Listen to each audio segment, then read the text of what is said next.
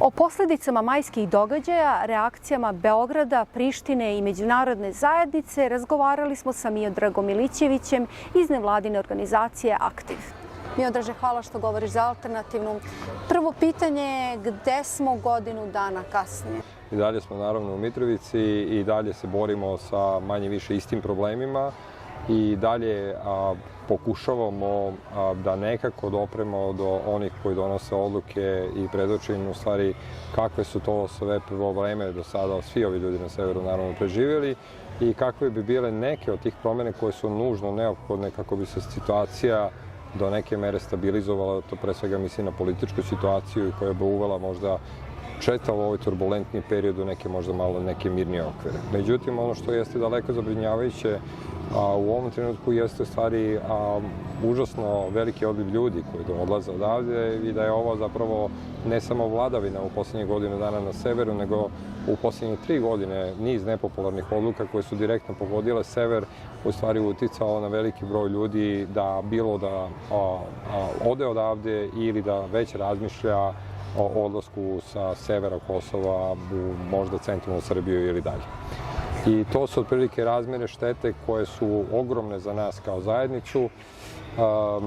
Ukoliko tome naravno dodamo i odluke koje su čak i direktno uticale na pogoršanje ovakvih prilika na severu Kosova, pričamo o zabrani naravno uvoza robe na Kosovo, naravno pričamo o zabrani upotreba dinara, pričamo o potpunom ignorisanju briselskog dijaloga kao platforme gdje bi ta pitanja morala nužno da se rešavaju, onda ne možete dobiti bolji epilog od ovoga kome danas odlučimo. U tom kontekstu, da li je onda reakcija međunarodne zajednice na 26. na 29. ali na sve ono što se događalo nakon toga bila nedovoljna, nepostojeća, neodgovarajuća? Kako bi ocenio? Pa rekao bih da nije bilo dovoljno brzo. Znači da se nije u adekvatnom trenutku odgovorilo jasno i na najbolji mogući način, dakle preventivno već je više bio reaktivni mehanizam koji smo imali prilike naravno da vidimo. Iz tog razloga pričamo danas o razmerama svih tih šteta koje su napravljeni od njihovim posledicama naravno, a mislim da je međunarodna zajednica čak i u jednom momentu, pogotovo tokom prošle godine, bila negde zatečena i siguran sam i nedovoljno usklađena po pitanju jasnog odgovora na brojne od tih kriza. Ako pričamo o jednoj od najvećih, a danas je to tema, naravno pričamo godinu dana nakon izbora na severu Kosova, jasno je bilo da izabrani gradonačelnici nemaju legitimitet, uprkos naravno legalitetu koji imaju naravno kroz sam izborni proces, i jasno je bilo da su bili brojni pozivi međunarodne zajednice prema izabranim gradonačelnicima i lokalnim samoupravama da ne donose bilo kakve odluke koje bi mogle biti negativno percipirane ili imali negativne efekte po većinsku srpsku zajednicu na severu Kosova. Nažalost, kada sada sagledamo stvari iz ovog ugla, vidimo da to nije bio slučaj i da smo imali niz nekih odluka poput stopiranja naravno građevinskih radova i drugih nekih naravno koje su uticale direktno na ljude ili se pak u ovom trenutku dok mi razgovaramo naravno da dešavaju u praksi, a da prethodno nisu uvaženi ključni aspekti poput recimo nemogućnosti dobijanja licence u kosovskom sistemu iz čisto političkih razloga, a to je zato što ne postoje adekvatno procedure o nostrifikaciji recimo diploma i tako dalje. Dakle, brojni su problemi i njima se apsolutno gotovo niko ne bavi na suštinski važan način. Svi negde pokušavamo da predočimo i međunarodnoj zajednici u prvom redu, jer vlada očigledno nikada nije pokušavala da reši neke od ovih problema i da putem međunarodne zajednice makar na neki način pokušamo da pomognemo svim tim ljudima koji se suočavaju svakodnevno sa nekim od ovih problema. Da li je to što se događalo 26. maja pa nadalje, da li to govori o nekom vidu strategije kosovske vlade prema severu Kosova i srpskoj zajednici? Vidite da je uopšte kosovska vlada imala namere da otvara dijalog sa srpskom zajednicom, proces bi bio potpuno drugačiji. Dakle, kada smo pričali u stvari o toj formi pokretanja unutrašnjeg dijaloga između dve zajednice, najbrojnije zajednice na Kosovu, naravno, a taj proces bi se dešavao potpuno prirodnim redosledom. Dakle, napravila bi se podloga, razgovaralo bi se ne samo na političkom, nego i na društvenom nivou. Međutim, ovde se pokrenuo proces potpuno obrnutim principom. Dakle, imali smo vladu koja je želela sve vreme da razgovara sa građanima zaobilazeći rezultate izbora i one koje su predstavljali srpsku zajednicu unutar sistema. Kada ovo kažem, nemam namere apsolutno da branim niti srpsku listu, niti bilo koju drugu partiju koja predstavlja jednu, drugu ili petu zajednicu.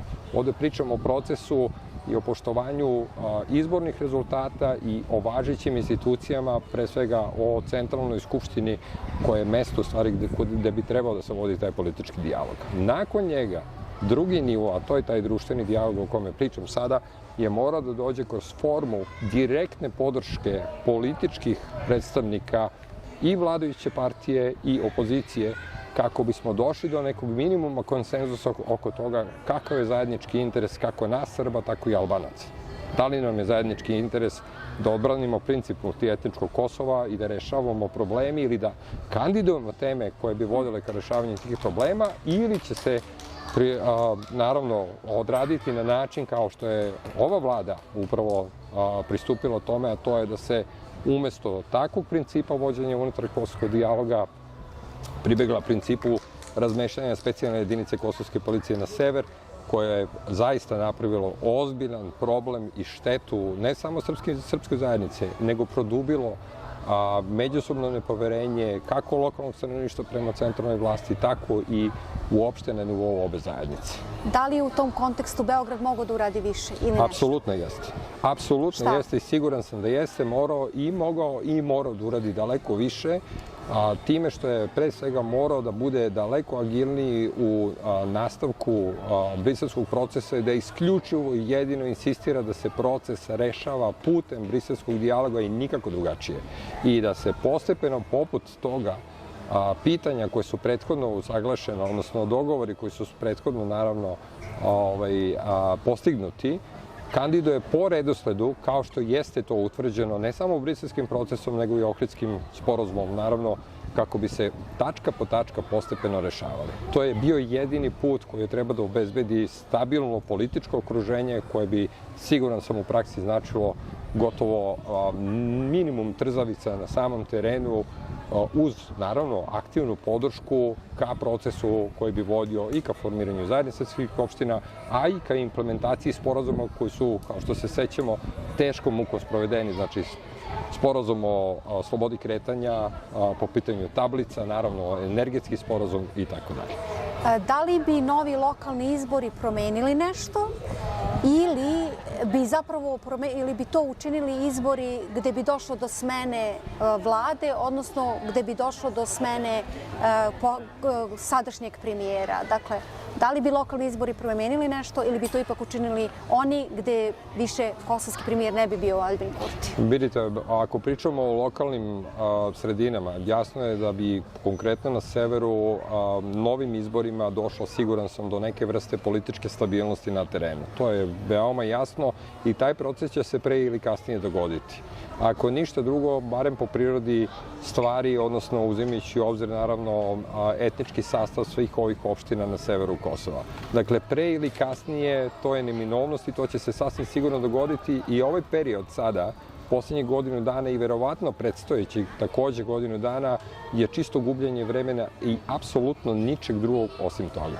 Sa druge strane, što se centralnog nivoa tiče, uprkos željama za promenom vlasti i tako dalje, koje smo naravno imali prilike čak i u srpskoj javnosti na Kosovu da pročitamo i saznamo nešto više o političkom delovanju opozicije prema postojećoj vladi, pozicija samoopredeljenja Aljbina Kurtija je u ovom momentu poprilično jaka, uz naravno tendenciju čak i porasta broja birača, odnosno biračkog tela koje bi imaju osigurali možda približno polovičnu većinu, odnosno približno nekih 47-8% nekih glasova, makar su takve analize koje smo dobili na osnovu dobijenih anketa koje je sproveo, čini mi se, UBO Consulting, ako se ne varam. Dakle, sa te strane, promena politike, ja nemam apsolutno nikakvu sumnju da će doći do bilo kakve vrste promene politike dok god je ova vlast na Kosovu vodi vladu naravno i vrši vlast, ali sa druge strane i opozicija će, siguran sam, morati daleko više da uradi po tom pitanju, a to znači da će umesto makar je tako moje viđenje stvari, da umesto čistog bacanja krivice odnosno okrivljujući konstantno premijera, recimo, i vladu i tako dalje, mislim da bi bio bolji fokus da se okrenu ka biračkom telu i kažu zapravo šta će oni učiniti i šta bi mogli daleko bolje da učine od ove vlasti. Jer to je ono što sve vreme nedostaje, čak i u regionalnim okvirima, ako to pogledate u političkom kontekstu, da je taj populizam negde širom regiona poprilično prisutan i da ta vrsta populističke politike danas ima najveću prođu međunarodno. Šta je rešenje za situaciju trenutno koja je na severu Kosova i generalno kada su u pitanju međuetnički odnosi koji jesu stradali upravo, čini mi se, od prošle godine? Ne mogu da krenem od lokalnog nivoa. Taj nivo stvari mora da bude na nivou Brisela, a to je briselski, naravno, su briselski pregovori, odnosno briselski dijalog, da je to zapravo platforma koja mora da doživi svoju katarzu i da Evropska unija jasno postavi principe koji će važiti od ovog trenutka, hipotetički govoreći, i u narednih koliko god bilo neophodno godina kako bi se do nekog rešenja došlo. Ta vrsta političke stabilnosti na nivou Beograda i Prištine je apsolutno neophodna kako bismo pripremili teren za dijalog i implementaciju sporazuma koji su postignuti u okviru briselskog dijaloga na lokalnom nivou, odnosno na nivou cele teritorije Kosova. To je broj 1. Broj 2. Neophodno je vratiti dijalog gde mu jeste mesto, a to je Kosovska skupština. Ta vrsta političkog dijaloga je potpuno u prekilju i taj dijalog se gotovo više uopšte ne odvija u Kosovskoj skupštini na način kako to jeste predviđeno, već se on više odvija u medijima između bilo opozicije i vlasti, bilo između predstavnika srpske zajednice, odnosno političkih predstavnika Srba i aktualne vlasti, bez obzira da li se oni nalaze na Kosovu ili u Srbiji.